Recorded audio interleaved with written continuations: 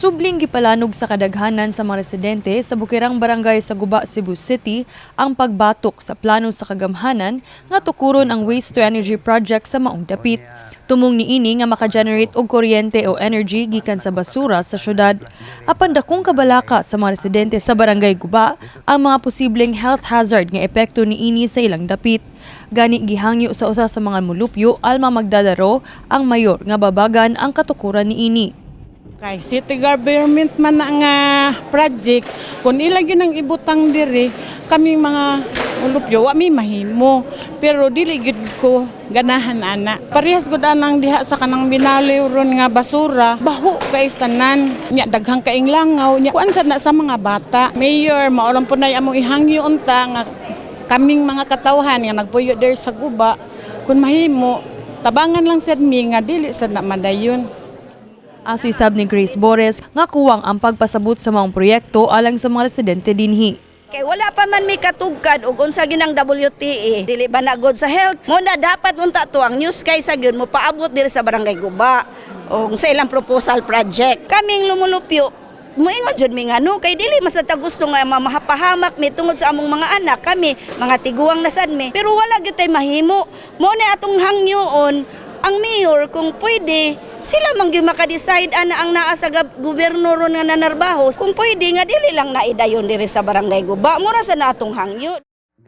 Hinuon giila sa konseho sa Barangay Guba ang benepisyo sa waste to energy project apan nagpabilin pang managlahi ang baruganan sa matag usa kanila.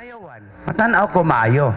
Kayo nagiingon niya sa ato kinong ekonomiya makaayo sa uban nga nasod gibuhat nig tourist destination, no? Suruyanan, kalimpyo kaayo kay na-control gud ang basura. We are one barangay man fighting against WTE. Clearly state jud ni Kap nga he doesn't have any commitment, wala pa siya na-sign na any document with regards to WTE. Dili man makita nato, mabasihan nato ang inayawan, ang binaliw nga landfill, wala man tay makita kay kutob inigabot sa basura na amay huwaranan. Di sa ato pa kasulbaran, pero ang problema lang kay ang tanang tao dili nato parehag huna-huna. Mao na karon dako kayong problema nato sa Barangay Guba. Unta isip katawhan o barangay opisyal dili ta kontra, kauban ta aning lugara, ang atong buhaton unta magtinabangay ta. Ako sa gitanaw ba ang mga katawhan nga atong duyugan dili lang sa tamong approve kay mabata kabaluan na ang ako ngagis ko anang WTE. Dugang pa ni Barangay Captain Orland Herrera nga tungod sa walag tuong nga mga huhong-ihong nagkagubot na ang mga residente sa ilang barangay.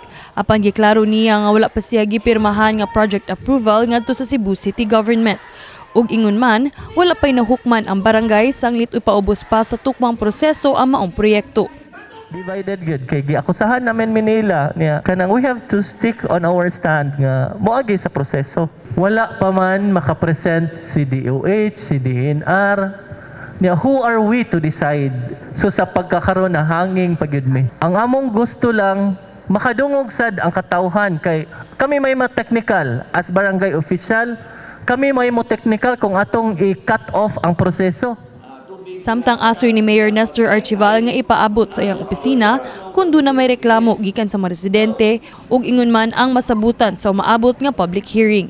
Paghimo formal nila nga sa ilang thoughts, sa ilang na come up sa ilang meeting, kung na maganin na sila meeting, nahuwat na lang sa kuan ng public hearing na public hearing ang iimong barangay. Kaya usa sa mga importante nga dokumento nga kuwaon sa city supposed to be ang ECC man. Kung may ECC, saan mo na pag-proceed? Usa sa kinahanglan sa ECC, ang council resolution. Walay problema ang area. Certify sila nga walay mga reklamo na aron maghatag sila certification.